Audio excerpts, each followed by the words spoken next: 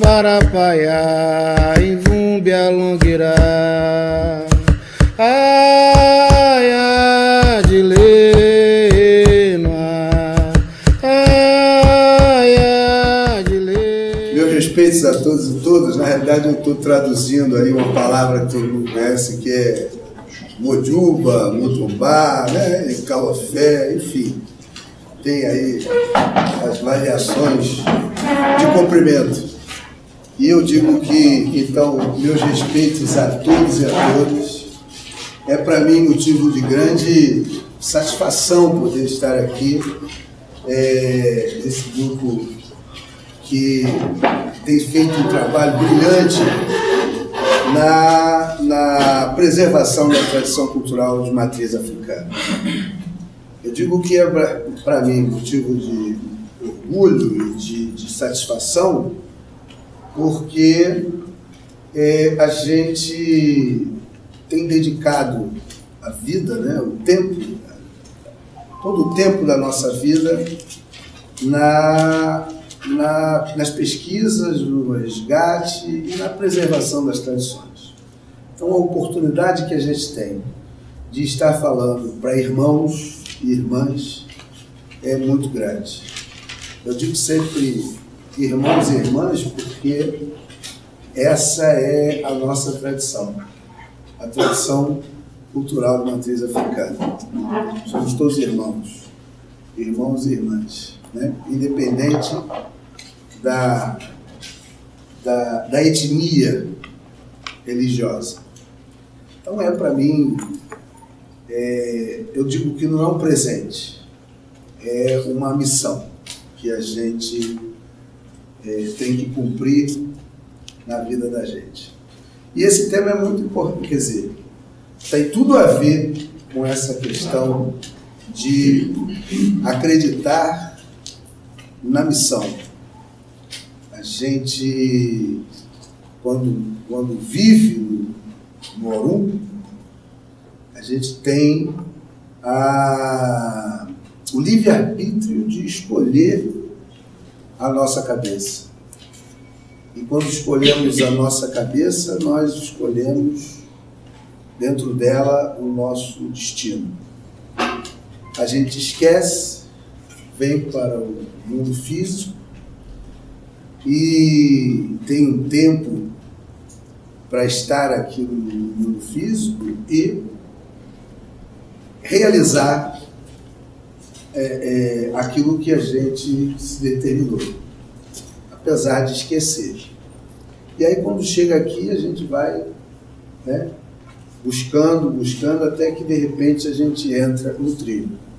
E aí a gente pega agora, para trazer esse trabalho para vocês, né, e aí consigo encontrar uma correlação de missão a cumprir. Ao ler os textos que tive que ler para somar para vocês conhecimento, discutir, quero dizer que esse conhecimento não é, eu sempre digo isso, quem me conhece há bastante tempo, ou há pouco tempo, já ouviu eu dizer, a minha verdade, ela não é absoluta, essa verdade, ela é a minha verdade. Existem várias verdades absolutas. Nós viajamos de norte a sul comendo feijoada. E em cada lugar a feijoada é diferente. Assim é a África. Quando eu era garoto, eu me lembro que a gente questionava a quantidade de ovo que encontrava no Molocum na casa de alguém. Olha lá, só tem 5. Está errado, né? Hoje a gente entende que se tiver ovo a gente faz, se não tiver ovo a gente não faz. Como com camarão, como sem camarão, como com pimenta, sem pimenta, com sal, sem sal, né? E dá tudo certo. Eu via há pouco um grande amigo nosso que já está com 97 anos, e o Aldo permita que ele viva ainda por muito mais tempo, Bambala dizer, quando a gente questionava a cantiga que estava errada, e Bambala com 97 dizia: o orixá quer ser louvado. Seja lá como for, ele quer ser louvado. Né? Um homem desse falar isso para nós é mais para que a gente entenda que existem várias verdades. E esta que trago não é absoluta. O fato é que tem algumas coisas que nos incomodam, pelo menos a mim. O Brasil, ele estabeleceu verdades, né? Estabeleceu verdades que a gente não sabe como, de onde. Ontem eu estava com um grupo de alguns recém-babalaús cubanos, foram até meus alunos de toque cânticos, e a gente estava conversando e eu estava podendo discutir coisas similares, coisas que são muito próximas, que são adequadas à realidade de um povo. Fui agora no Rio Grande do Sul com ver o batuque, que só via no YouTube. E assim mesmo, quando eu via no YouTube, era em cima daqueles comentários pejorativos, né? Que o santo estava de sapato no pé, o homem já vestido de orixá, mas chegando. E aí eu tive a oportunidade de ir até lá e vivenciar um momento brilhante da minha vida, que é a cultura do batuque.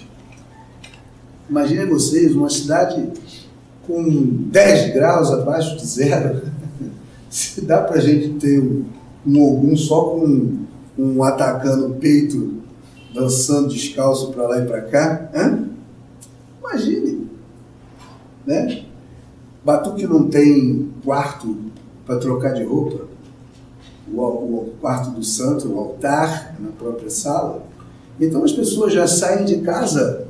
E também tem um detalhe: eles não falam um para o outro que vai incorporar ou que não vai incorporar, então ele já vem caracterizado da sua divindade, porque de repente a divindade pode pegar ele e ele já está caracterizado.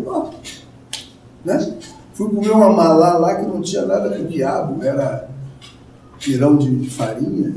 Enfim, eu estou colocando para vocês, né, para que vocês tenham ideia dessa diversidade belíssima que nós temos no Brasil. E mesmo as tradições culturais lá em África são das mais diversas. Porque nós estamos falando de uma cultura que vem, pelo menos, né, a gente tem relatos de 2000 anos antes de Cristo. Ora, até há pouco, 1500, todo mundo entendia que da fronteira, ou melhor, na linha do horizonte, dali para baixo caía tudo, não era assim? Os navegantes pensavam dessa forma. Imagine há 4.000 anos atrás, se alguém sabia que existia Madureira, São Paulo. Nem sabia lá nada disso. Lá até tinha gente, mas ninguém se conhecia. Então, nós estamos falando de uma cultura tradicional que é diversa mesmo dentro das terras iorubá. E o que eu falo do tema que, para mim, ele tem sido assim, confesso que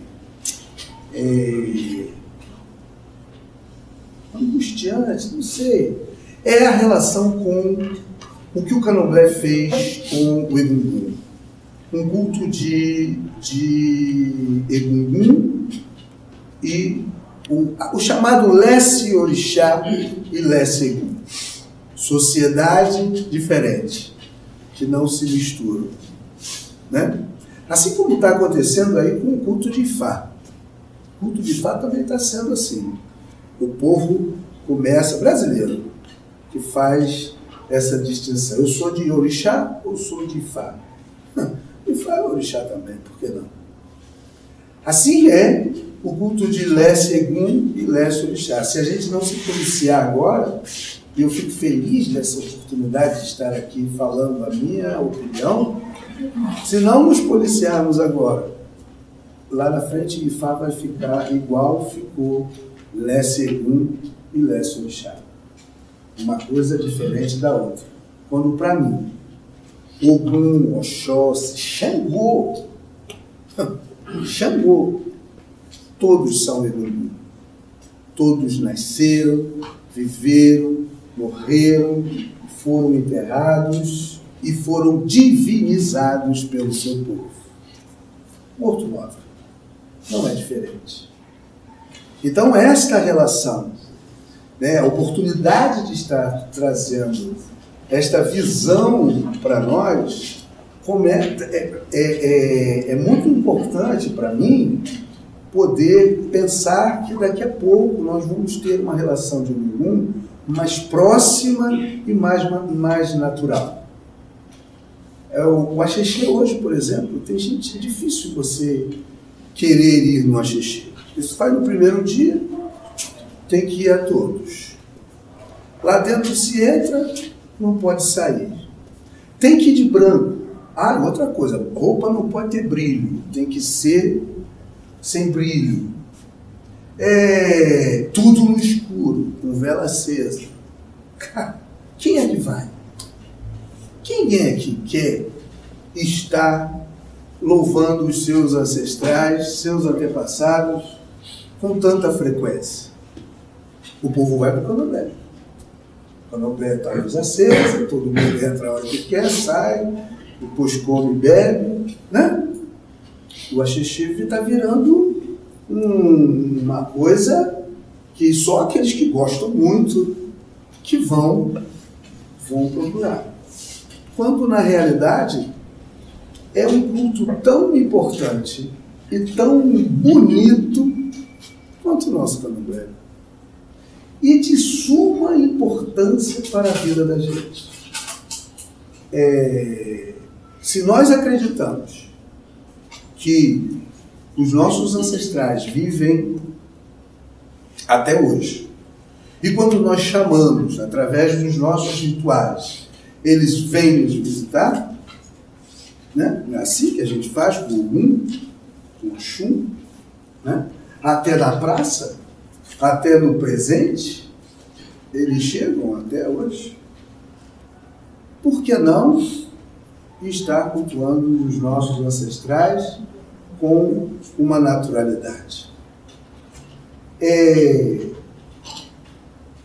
Uma coisa que eu digo que o homem, nós precisamos, né? Claro que essa conversa pode não se esgotar aqui, mas precisa ficar na mente da gente, na mente de todos nós. Quem precisa de qualidade de vida é o ser humano. Então nós precisamos cuidar do ser humano através de orixá, não de orixá através do ser humano. O orixá não precisa de nada. Disse Agenor Miranda, naquilo que eu quase escrevi contra ele na época, o orixá não precisava de comida, de sacrifício, não precisa de nada. Quem precisa somos nós. Eu estive agora no Sul, na discussão, e aí fui entender por que no Sul entrou a primeira lei do sacrifício, o combate ao sacrifício animal. Depois passou em São Paulo, mas primeiro foi lá embaixo. Porque o batuque sacrifica, em cada festividade, sacrifica 7, 8, 9, 10, 12, depende de quanto você pode pagar. Bicho de 4 pés. Muitos. Eles vêm disputam, olha, essa festa tem tantos, na minha vai ter tanto. Mas tudo aquilo vai para o espeto e é servido do começo ao fim. Quando você chega, a bancada de comida já está lá posta. 3, 4, 5 dias de festa com comida. Tem que ter sacrifício, ora bolas. Porque quando a gente ia na roça, no casamento do fazendeiro, eu tinha uma senhora lá em casa que era viúva de um militar, e ela trabalhava lá, não na minha casa, na casa da minha tia, como empregada. Eu me lembro que eu fui garoto, ela criava porco, galinha, cabrito, criava tudo, já com data marcada. Vai casar minha filha. E quando casava a filha, ela sacrificava aquilo tudo para fazer festa de 2, 3 dias. Ora, é diferente? Não é diferente. A tradição cultural. Claro, mas quem olha com os olhos, se eu olhar com os meus olhos esse monte de sacrifício, eu vou achar uma loucura. Um monte de sangue, um monte de... loucura, porque aquela carne toda vai para dentro do freezer e depois eu vou dar para alguém, porque lá em casa ninguém consegue comer cabrito. Vou achar que é um exagero. Não é verdade? Então, é preciso que se tenha um olhar diferente de tudo que a gente vê das tradições culturais de matriz africana. Assim é o Axixi. Assim é o culto de Egum. O culto de um... Leonardo, por favor, passa para mim. O culto de um ancestral, a imagem talvez não dê muito tempo de fazer, mas eu disponibilizo isso, essa transparência para vocês, se quiser. Um olhar de um ancestral, um homem vestido de trajes, durante o dia, ao redor de muita gente. De dia, na praça, brincando com a comunidade. Quando eu digo um homem vestido, eu digo que você tem trajes que são o pano, o tecido, a roupa, a vestimenta, que é fundamental para a manutenção de axé. Eu tenho roupa minha que eu nunca lavei há mais de 20 anos. De vez em quando eu uso. E guardo, boto no sol, guardo. Herança para o meu filho. Quando eu for embora, ele vai usar aquela roupa. Né? Com a continuidade de um espaço. Eu me lembro um presente de Iemanjá que eu fui, lembra aquele bonezinho preto? Né? Tá guardado. Eu me lembro que um dia eu fui no presente de Iemanjá em Sepetiba, e conforme eu andava, vinha um falava comigo, o outro falava comigo, o outro falava, e eu querendo esconder um buraquinho para eu tomar cerveja. Até que eu encontrei um buraco para tomar cerveja, e ali as pessoas iam lá, falavam comigo, aí eu fui, tirei o chapéu, guardei ele no colo. E aí sossegaram. E eu continuei a tomar cerveja. Daqui a pouco eu me distraí, viciado com aquele troço na cabeça, pum, botei ele na cabeça. Tá? Não bateu no meu ombro, Marcelo, quero falar contigo.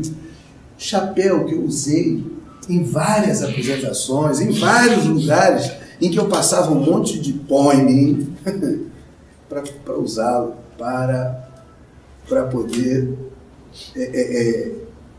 atrair, enfim, né?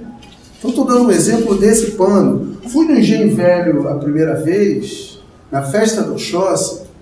Quando eu cheguei na festa do Oxóssi, quem me levou fez um comentário que o Oxóssi, que estava recepcionando a gente na volta da igreja, e aí a pessoa que me levou falou assim, rapaz, agora você vê, há 10 anos eu venho aqui, o Oxóssi está com a mesma roupa. É a mesma roupa. 10 anos. Essa roupa é sagrada. Tomada de axé. Me lembro que quando eu recebi Ifá, tinha um homem andando dentro de casa, quer dizer, um sacerdote, andava para cima e para baixo com a mesma blusa, tomava banho, trocava de roupa, de manhã amanhecia com a mesma roupa suja, meu Deus do céu, e um fedor. No dia que ele foi me passar IFA, acabou de me passar, arrancou a roupa e vestiu. Caracas! E eu fui entender a importância da roupa. Por que eu estou contando isso para vocês? A importância do pano, a importância da vestimenta, um pano sagrado. Me lembro de um Oxóssi que esse homem trouxe umas camisas, uma roupa de um caçador, e era uma roupa de sarja, e ela ficava em pezinha, cheia de bubu, aquelas cabacinhas pequenininhas, com penas, cheia de coisas presas na camisa. E aí, ele pegou aquela roupa dura, de tanto suor e de coisa, porque era uma roupa de um caçador que veio da Nigéria para cá. Ele pegou aquela blusa, tirou tudo aquilo e colocou numa roupa nova e vestiu o Odé. Odé que eu já tinha dançado com ele, já tinha tocado para ele, já tinha visto uma menina nova, fantástico, que dançava, sabia dançar, mas com aquela roupa incrível. Quantas vezes aquela criatura cambaleava de um lado para o outro como se fosse cair. Tamanho o peso, claro, porque ela era uma Iaô, tinha um ano e pouco, tamanho a força que tinha adquirido aquela vestimenta. Então, quando nós falamos de Ogum, nós falamos de seres que são iniciados para poder entrar dentro daquilo que abriga os mortos. Para com essa coisa. Não vai queimar ninguém, não vai matar ninguém, não vai... Desculpem os que defendem essa tese. Como eu disse desde o começo, esta é a minha verdade. Vai matar ninguém. Vai matar, talvez, se eu entrar embaixo dela, porque eu não estou preparado para isso. Mas estar ao lado dela, sem problema. Né? Então, isso é muito mais simples da gente colocar. É muito mais fácil da gente acreditar do que vivermos em cima de verdades que foram transformadas por mentiras que foram transformadas ao longo do tempo pelas suas verdades. Eu sinto muito trago essa é a minha visão. Um ser que vive com uma comunidade. E aí, por favor, quando a gente coloca isso, eu não poderia falar do ritual sem a gente citar a importância disso. Egungun é considerado como uma coletividade de espíritos de ancestrais que ocupam eu não posso sair daqui. Lê para mim, por favor. Egungun é considerado como uma coletividade de espíritos de ancestrais que ocupam um espaço no Orum. Por esta razão, eram chamados Ara-Orum, habitantes do Orum. Sim. Acredita-se que esses espíritos ancestrais estão constantemente observando os sobreviventes da Terra. Eles abençoam, protegem, advertem e punem seus parentes no Aie, dependendo como esses parentes os reverenciam ou negligenciam. Os espíritos ancestrais têm funções coletivas que ultrapassam a liagem e a lealdade familiar. Eles geralmente protegem coletivamente a comunidade contra maus espíritos, epidemias, fome, feitiçaria e malfeitores, garantindo o bem-estar, prosperidade e produtividade de toda a comunidade. E aí eu quero só fazer uma observação. Quantas vezes eu ouvi as pessoas dizerem: fulano está cheio de Egum.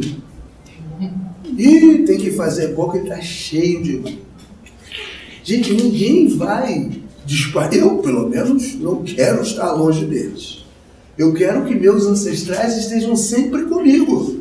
Porque se eu estiver sem eles, o do vizinho vai me fazer mal. Porque eu não vou ter alguém no mesmo espaço que ele para poder me defender. Não é verdade? Todo mundo conhece uma pena Quem conhece aquela pena, aquela pena azul grande que se chama AB? Conhece? Sim. Não? Pois bem, aquela pena, ela diz: Biabeba Keninui Bubu Aberela Bomborure. Quando o AB grita na floresta, toda a família escuta e corre para acudir. Então, para que eu uso o AB? Por que eu quero absorver a força vital do AB? Para que eu grite na floresta ou em qualquer lugar que eu precisar, esteja de pé, sentado, caído no chão, seja como for, eu gritar por socorro e todos virem me acudir. Não é? Para isso, eu preciso estar com eles. A Luco, aquela outra pena vinho, parecida com o Icodidé, mas é mais vinho, a gente até usa no dorso, no ojá, no filar, quando vai para xixi. Aquela pena significa que aquele pássaro, a gente diz que, mesmo que esteja longe dos olhos, não me deixe estar longe da mente. Então, mesmo que eu não esteja vendo meus ancestrais, eu preciso estar com eles em minha mente. Porque são eles que vão me defender aonde eu não estou. Não é verdade? Então, essa relação do espírito ancestral com funções que ultrapassam a linhagem e a lealdade familiar, é essa relação de família que a gente precisa ter. O que eu disse aqui desde o começo? Somos todos irmãos.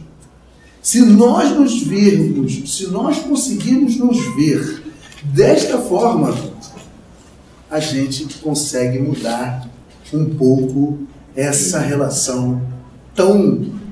que a palavra tem força, eu não gosto de repetir, né? Mas é o que falam. Nós somos extremamente desunidos. A palavra tem força e a gente continua sendo. A gente precisa exaltar aquilo que nos une, que é a utilização da pena, é a utilização dos rituais, é a confraternização do alimento, né? É isso que a gente precisa entender. E Egungun está aí para isso, para nos manter unidos em uma relação. Tá certo? Muito bem. Ele disse ainda que protegem coletivamente a comunidade contra maus espíritos, epidemia, fome, feitiçaria, tudo. Os espíritos poderiam ser invocados coletivamente e individualmente em períodos de necessidade. O local para a invocação é usualmente tanto no túmulo dos ancestrais, Oju, Orori, no santuário familiar, Ileurum, ou no bosque da comunidade Igbalé. E é isso que eu queria estar conversando com o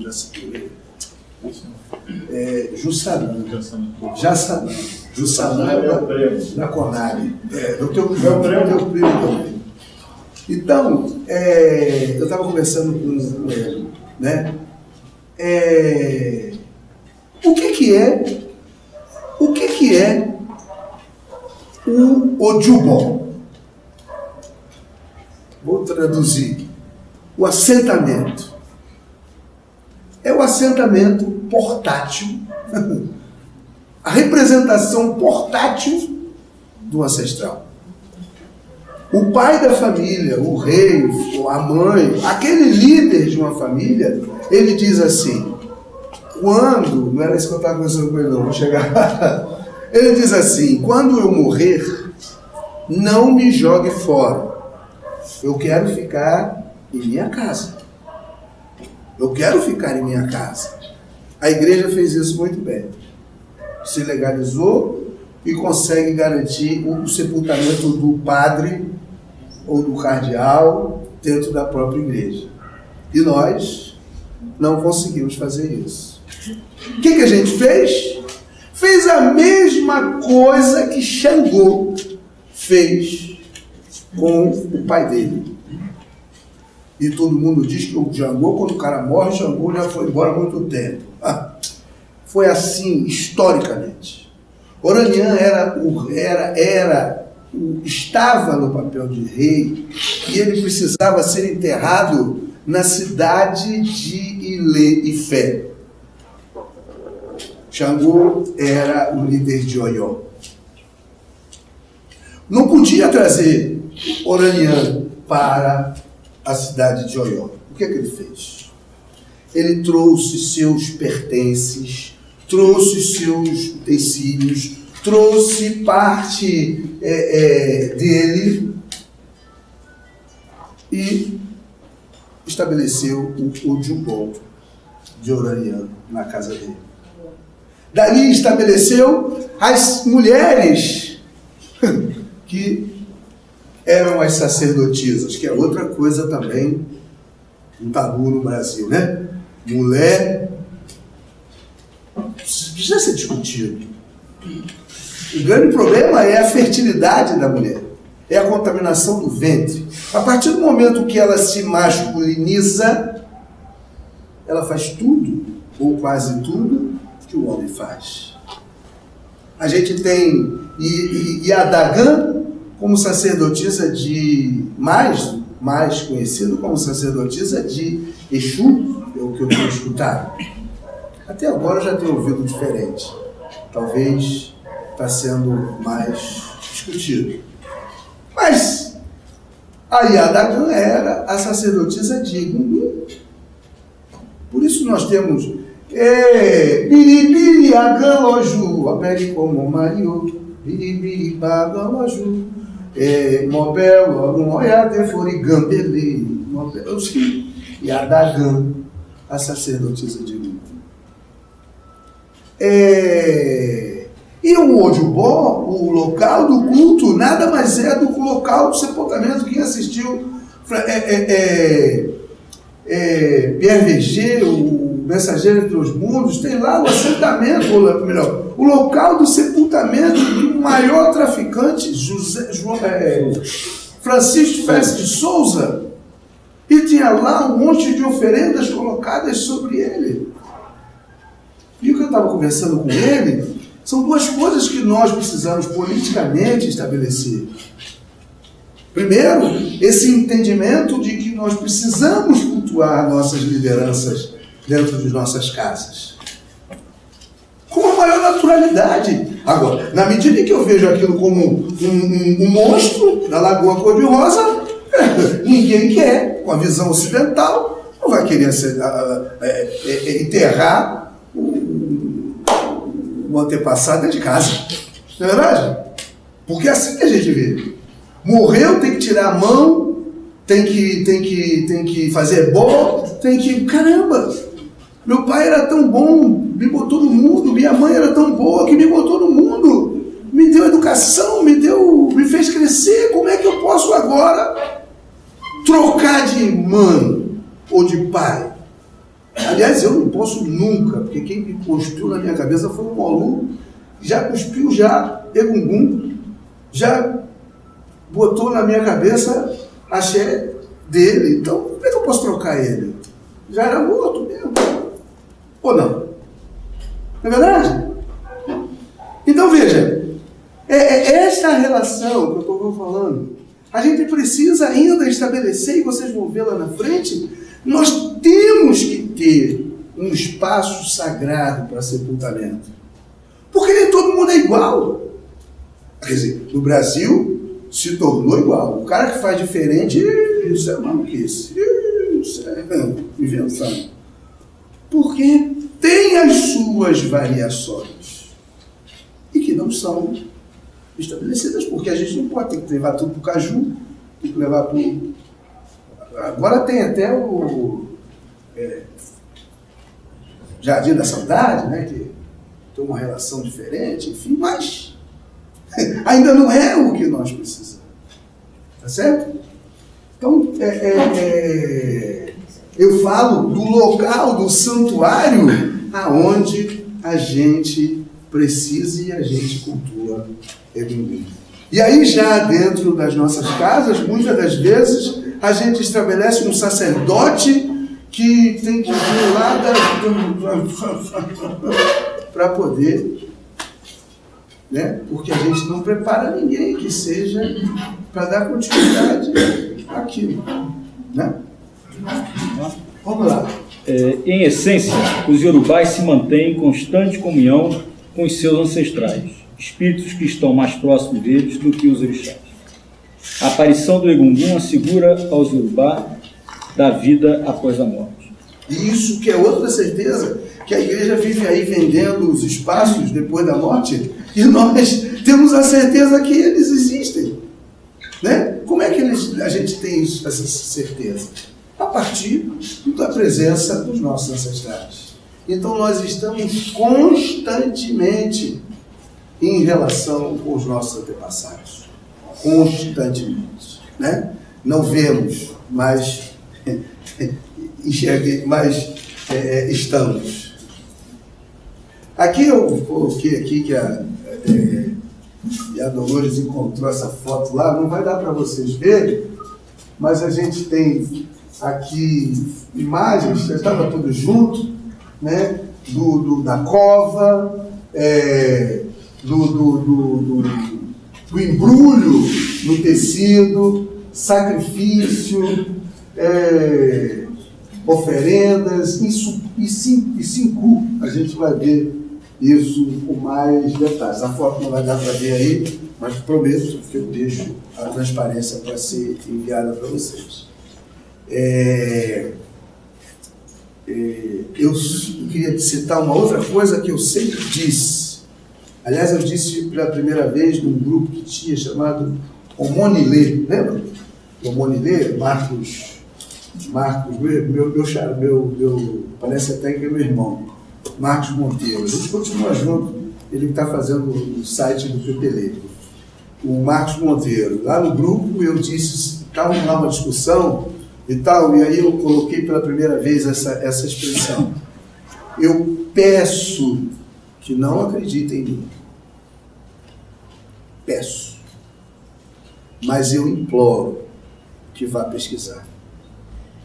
Não. Sabe? É importante que a gente entenda que a gente está no terceiro milênio. Temos uma cultura, também citava, eu dizia que era importada, aí disseram para mim, para que senão daqui a pouco vão querer cobrar, né? Direito autoral. Alfândega, né? Uma cultura importada que nós precisamos pesquisar, precisamos nos aprofundar, porque afinal fala daquilo que nós acreditamos, daquilo que nós cultuamos, tá certo? Vamos lá, por favor. O início de um funeral tradicional começa com a nomeação de Babá e Cinco, o agente funerário, o qual define o local e a forma adequada, além da preparação do cadáver. Quer dizer, quando eu coloco isso, está claro que nem todo mundo é igual e nem todo mundo vai para o mesmo lugar. A gente vai falar disso lá na frente, né? E é essa pessoa, esse agente funeral, ou seja, esse sacerdote do culto, que lá também não tem assalariado, né? Qualquer função ela é sacerdotal. A família que extrai o emu, o vinho de palma, é sacerdote. O cara que entalha na madeira é um sacerdote. O cara que faz é sacerdote. Tá certo? Ifá diz que se o milho não é colocado abaixo da terra, não pode crescer para produzir mais milho. Antes de o espírito do homem mortal poder germinar para se tornar um ancestral, exceto divindades que estão na vida eterna, Ifá diz que tem que morrer e ser enterrado dentro da Mãe Terra, que se diz ser a mãe de todas as criaturas, o ciclo da vida eterna.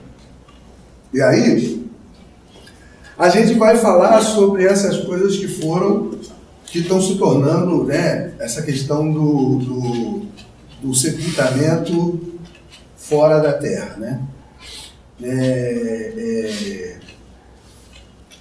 Uns vão na gaveta, uns vão já tem gente até sendo cremada, né?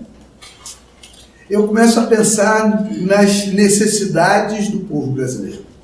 Se não conseguimos sepultar dentro de nossa casa, se não conseguimos, enfim, uma das saídas é o crematório. Não para soprar no mar ou lá mas para se ter ele em casa. Porque não é assim que eu faço com a cabeça do bode, depois que eu limpo, vai virar axé. Não é assim que eu faço com a cabeça do pombo, vai virar axé, torrado, folha, torrada, uma série de coisas. Por que eu não posso ter a cinza? Né? Então, não estou dizendo que é certo, pelo amor de Deus, eu estou dizendo que no Brasil, considerando as necessidades do nosso povo e as barreiras, por que não? Fica aí o questionamento. Não estou dizendo se seja certo ou errado, eu estou só fazendo uma reflexão, né? Talvez seja até melhor que botar numa gaveta, que vai ficar lá no alto, numa gaveta, né? E não vai ter uma relação com a terra. Mas IFA diz que a necessidade de reposição na terra, o milho só pode germinar se ele for plantado. Então, a gente precisa, para se manter vivo, eternizado, precisamos cumprir algumas etapas. Eu costumo dizer que eu quero viver 800 anos. Para viver 800 anos, eu preciso realizar algumas coisas, né? Então, é dentro desse conceito. Tá legal? O ciclo da vida eterna. Por favor. Na maioria dos casos, o corpo é enrolado da cabeça aos pés em um lençol branco. O uso de tecidos para enterrar os mortos também pode-se dizer que é uma medida de precaução de Ifá. Há uma contradição que mais tarde levou para a substituição do acaçá. Nos velhos tempos, costumavam ser folhas de palmeira. Então, é uma outra coisa que a gente acabou, por conta do caixão, que agora tem até a janelinha, o caixão que fica aberto para que a gente, tendo conhecimento, se dispersa, beije, não sei o quê, a gente acabou transformando no acaçá, na canjica, uma série de coisas, quando eles têm um enrolar no pano branco, no lençol, a gente vai ver na foto logo a seguir, né? Em que ele é enrolado e antigamente, e em outros tempos, já foi até feito com folhas de palmeira. E aí eu me lembro do falecido baiano, eu lá estava, e pude ver que ele deixou determinado que não queria flores. O que ele queria era mariô. E tinha mariô em todo claro que respeitando a questão do rosto, descoberto, enfim, mas era mariô em tudo, né? Então, um exemplo do que é citado por eles lá atrás. Pode? Para as pessoas que morrem fora de casa e têm que se levar para casa para o enterro, há um ritual especial. Um homem com uma galinha viva vai geralmente à frente do carregador do caixão. Em alguns casos, o cadáver é levado em cima de uma plataforma feita de bambu e folhas de palmeira, envolvido com roupas dos pés à cabeça. Ele continuamente arranca as penas da galinha, gritando no caminho até a chegada, como alerta de portadores de cadáver. Então, logo a marcha chega ao local, o frango é sacrificado e cozinhado para ser comido por aqueles que fizeram o caixão. Em alguns casos, esse frango é lançado para a sepultura dos mortos, como o primeiro sacrifício para limpar o seu caminho ao Coru. Sim. Então, veja, duas coisas que foram citadas aí, né, que era essa forma. Eu tenho uma imagem aí, fotos lá na frente, e até de um enterro na Bahia, onde o caixão vai no alto, todo embrulhado. Não é essa não, depois, mas a gente vai chegar lá. E acho até que é na próxima. Mas tem essa daí que mostra esta relação, e a gente fala sobre esse ritual, né, de estar caminhando e levando até lá. Hoje nós temos o caminhão, hoje nós temos o carro do bombeiro, da funerária, nós temos cultura diferente, né? Cultura diferente. Nós temos, até no cemitério você tem um carrinho. Até no cemitério tem um carrinho. E aí ele é conduzido. Ah, não, mas também como é que eu vou levantar o caixão do corpo acima da minha cabeça? Porque a minha cabeça, eu esqueço que ela fica ali só de volta para cá. E eu agora esqueci, fui andando para cá. Mas aí. Está me vigiando, né?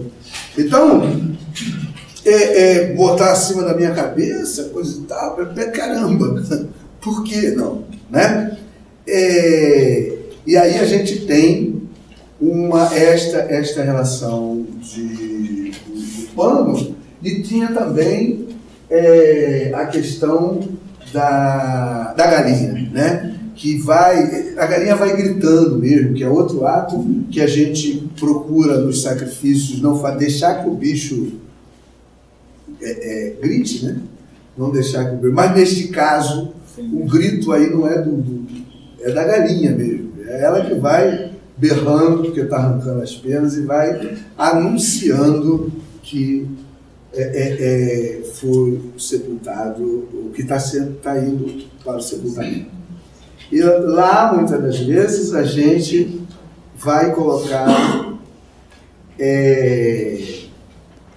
a questão do preparar essa galinha para as pessoas. Eu estou falando de um povo pobre, de um povo que vive com os animais e vai sacrificá-los quando se tem ritual. Não tem abatedor e o açougue que você vai lá e chega lá 1 quilo de carne toda hora. Convive com o animal para poder sacrificar, dar a vida ao ancestre e alimentar. Até a cabeça. Até a cabeça, as patinhas, tudo a gente come. Só tira as unhas e o chifre. O resto a gente come, né? Até porque a cabeça é o que tem a força vital. Então, diferente daqui, diferente da nossa cultura, que hoje ninguém nem mais come cabeça na canja, nem na canja o povo está comendo mais, mas antigamente era natural, né? Então, a cultura vai sendo adaptada, vai sendo modificada, tá certo? E aí vai se levando para o ritual.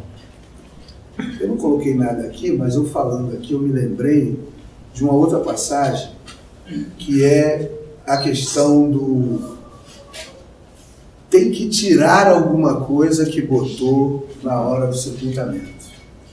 Eu tenho uma outra visão. Quem conduz aliás, está no do Mundamedi, ele fala que só Ori conduz o ser humano numa viagem aos mares sem retornar. Só Ori. Então, na vida da gente, ao nascer, o Incomode Haver nada mais é do que alimentar a cabeça para que a vida desse ser humano seja favorável. Que a cabeça dele faça com que a vida dele seja favorável. E aí nós vamos ver isso, as festividades que nós temos. Perdão, antes das festividades. Nascimento, no ritual de Akossé Diaye, ou Exetaye, ou Incomode Haver, que é o ritual do nome, nada mais é do que alimentar a cabeça daquela criança para que ela tenha uma vida feliz. E na morte, ninguém vai tirar nada. Vai alimentar a cabeça para que essa cabeça possa conduzir aquele corpo, aquele espírito pelos mares sem retornar. Muitas das vezes a gente já o fulano foi enterrado e tiraram os negócios que tinha que tirar. Não botaram, ninguém tira nada. É a cabeça que vai estar sendo conduzida aos mares. Tá certo? Esse é o meu ponto de vista. A questão do axixê, da festividade que nós falamos aqui, é uma outra coisa que precisa ser interpretada. A criança, quando nasce, faz 1 ano, a gente tem uma festa. Tem a festa do nome, que é o Incomode AD, no 7º, no 8º, no 9º dia, 7º quando é mulher, 8º quando é gêmeos, 9º quando é homem. Festa entre a família. 1 ano de nascimento daquela criança tem um aniversário de 1 ano. Aquela criança que tem 1 ano, tem algumas mães que dizem assim, meu filho curtiu tanto o aniversário de 1 ano. Aquela criança não está nem sabendo o que está acontecendo por ali. É verdade. A festa é feita para quem? Para as crianças que foram convidadas. Você não pode fazer uma festa de 1 ano sem criança. Tem que ter criança. O que você faz? Você está introduzindo esta criança naquele mundo para as outras, apresentando ela às outras crianças. 15 anos, a mesma coisa. Dá para fazer um aniversário de 15 anos sem ter adolescente? Só com criancinhas? Ou com velhos? Não dá. Tem que ter adolescente. Agora elas até estão curtindo, mas antigamente não curtia nada. Quando ela pensava que ia namorar, o cerimonial chamava para fazer uma foto.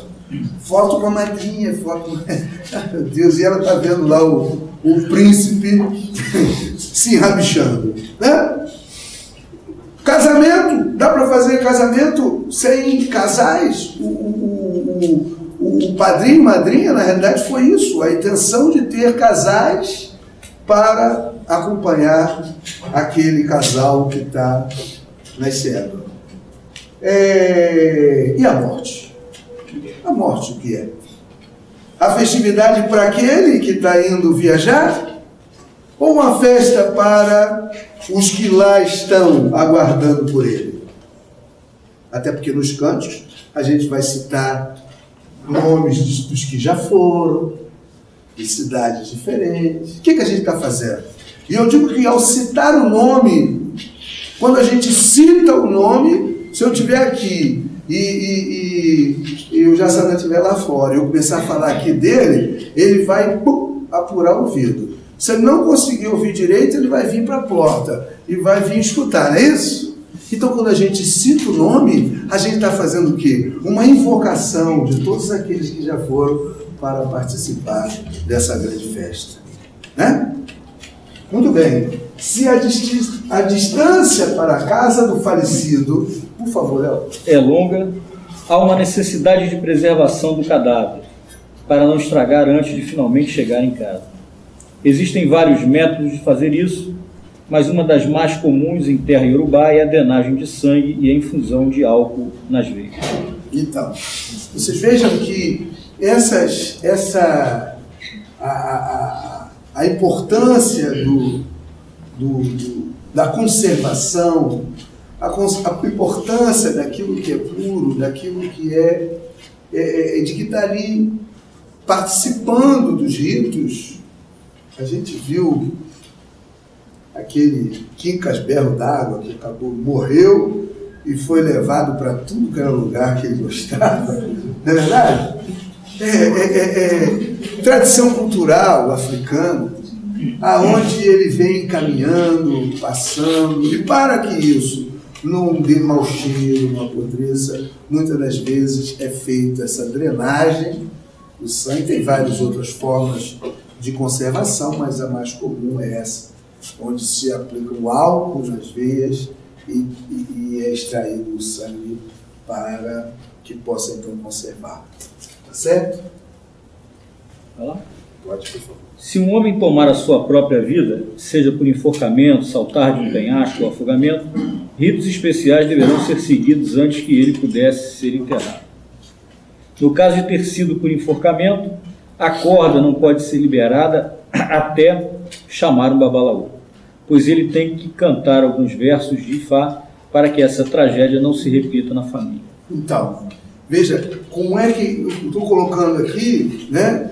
E a gente vai falar de outros, mas só para a gente ver que existem formas diferentes de proceder. Desculpe eu estar citando aí toda hora de Babalaô e Ifá, porque são textos extraídos dos ensinamentos de Ifá, né?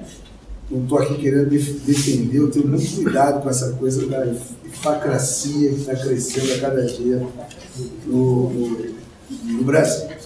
Mas o que eu quero pontuar aí é que existem formas diferentes de procedimento, né? Nem tudo é igual. Existem situações em que você, muitas das vezes, é levado a fazer ritos, até mesmo de axixê, para pessoas que não deveriam ter o ritual, ou que fosse um ritual diferenciado. Poderia citar aqui tantas pessoas, não vou citar nome, porque também está sendo gravado, mas eu conheci de grandes amigos que um deles foi assassinado, enforcado no pé da cama, pelado, entendeu? E na realidade, a intenção da família, por conta do nome dessa família, era fazer tudo que o outro que não passou por isso tivesse. Porque está estabelecido que tem que ter o funeral dessa forma. Mas a gente vai ver que existem formas e formas de se proceder. Por favor. Não confirmada diz que a corda é cortada em si através dos encantos do babalaô, para permitir a queda livre do cadáver, e em seguida ser preparado para o enterro. Esse enforcamento foi provocado Por ele próprio. por ele próprio, tá? Ele é que tirou a vida dele. Para alguém que... Não é o caso do outro lá. Para Desculpe. Ou que de repente foi até provocado por ele também. Sabe o que eu estou falando? Para alguém que morreu na casa de seus sogros, o seu cadáver não pode ser removido para o pátio pela porta da frente, pois acredita-se poder atrair múltiplas mortes de jovens em casa. Portanto, o casal é aconselhado a não viver o mesmo teto nos pátios, uma vez que ninguém sabe quando a morte viria. Mas quando isso acontece, o corpo tem que ser removido através de uma janela, porque é uma morte vergonhosa e um sepultamento também. Então veja, né? Eu estava conversando ali e sei que é questões. Eu encontrei um sentido para o corpo que nós conhecemos aqui, que indevidamente, dentro do que está estabelecido por Ifá, não foi vergonhoso, eu acho que ele cumpriu a missão dele, ele realizou todos os seus feitos, né? Mas que saiu pela janela. Ora, mas até então ninguém sabia. Saiu por quê?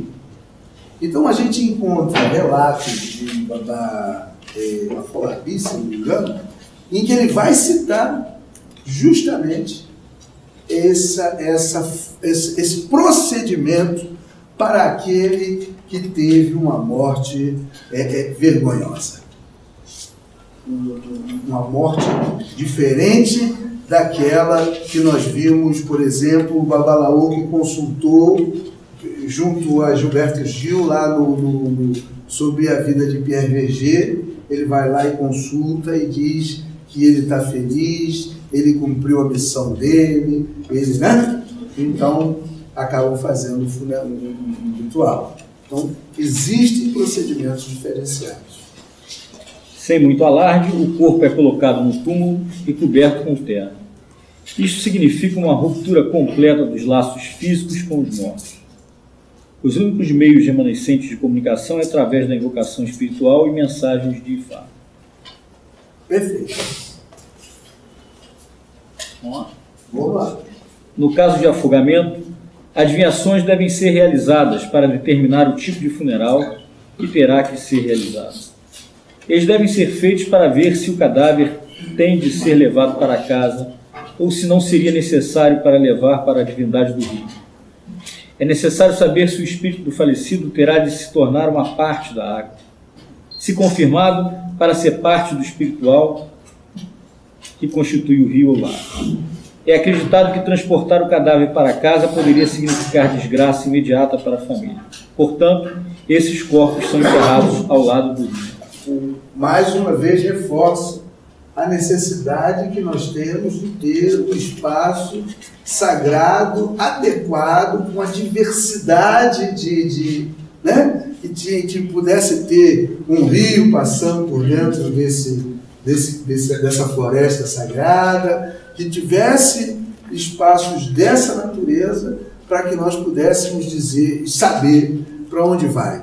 Vai para cá, vai para lá, vai ficar em casa. Não, esse tem que ir para a beira do rio, esse tem que... Né? Uma necessidade que nós temos, se quisermos resgatar e preservar a tradição, precisamos ter para fazer um tipo de sepultamento dessa natureza. Avaliações e argumentações de ódio da alma e do espírito do morto não deve ser feito antes do enterro. Alguns dizem que até o cadáver tocar a mãe terra não teria descanso. Assim continuaria a afetar a família. Outros argumentam que isso não é verdade. Seja qual for o caso, é melhor se conformar para enterrar os mortos, pelo menos para evitar o mau cheiro de decomposição. É isso que eu coloco para vocês, aliás, eu tenho dito por aí. Né? Muitas das vezes a gente vai para o enterro, não era amigo do cara, falava mal do cara o tempo inteiro, mas ele vai para lá porque as pessoas que estão vendo que eu tenho que estar lá, porque senão eu não fui, fulano, tu não foi lá, né? Então ele vai lá para fazer política, ele não vai lá para acompanhar alguma coisa. E no tempo que está ali, né? Ele está ali só para ser filha da mãe, esse, né? Não sabe que enquanto não cobre a terra, está sendo ouvido. E aí depois não sabe o que é que acontece no caminho de volta para casa. O outro dado importante que eu digo é a questão, eu acho que eu não coloquei aí, a questão do choro, da lamentação, da lamúria. Ele vai falar que isso, de fato, é para fazer barulho, porque o importante é o funeral. Mas eu faço uma outra consideração. Imagine que, eu vou ver aqui o nome, para não citar aqui o exemplo da gente, imagina aquela pessoa que é minha inimiga, vamos falar assim. O Temer. Imagina se o Temer... Olha só, falou bem. Obrigado por me ajudar. Eu evitar citar outro nome. Imagina se o Temer está lá em Brasília e tem uma filha que mora em São Paulo e ele toma conhecimento que essa filha está sofrendo. Que essa filha todo dia conversa com a vizinha, conversa com o filho, conversa com os parentes, que ela está sofrendo, está passando fome, está apanhando marido, que ela está sofrendo a falta dele. O que o Temer... Duas coisas ele pode fazer. Quais são as duas coisas que ele pode fazer? Se matar. Se matar, né? Essa é renunciar. Uma! Eu esqueci para gravar, você falou dele. Uma é ele trazê-la para morar junto com ele. Não é isso? Ou a outra é ele ir para junto dela. Imaginem que o Temer já morreu há 10 anos. Como é que ele vai para junto dela? mais fácil é ele fazer o quê? Trazer ela. Então eu falo isso, eu tenho dito isso, sempre que posso eu digo. Você pode chorar a falta, você pode, faz parte da vida, né? Mas está todo dia, porque se tivesse aqui eu não estava passando por isso. Porque se Deus não quer, você está chamando, você está pedindo para viajar. Tá certo? O entendimento é isso, trazer para perto. Não é isso? Já sabe que lá é bom, né? É isso aí. Isso eu coloco essa coisa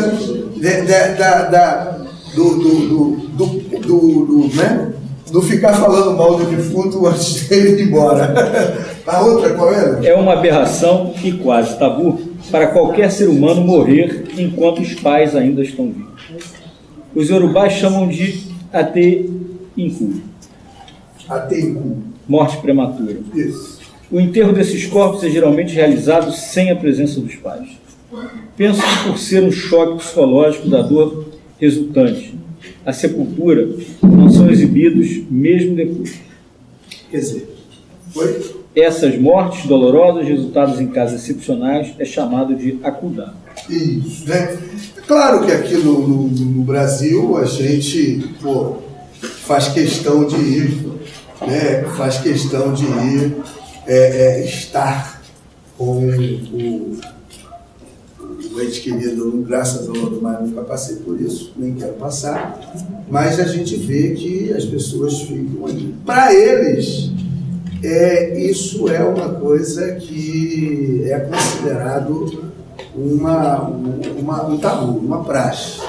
Eles são sepultados sem a presença dos pais, até para evitar esse sentimento e tal. Assim como a gente pode ver determinado caixão todo embrulhado, o corpo todo embrulhado, ou o caixão que não tem aquela janelinha que hoje tem, que é para a gente ficar vendo a cara do parente até a hora de ir embora, tá certo? Então isso.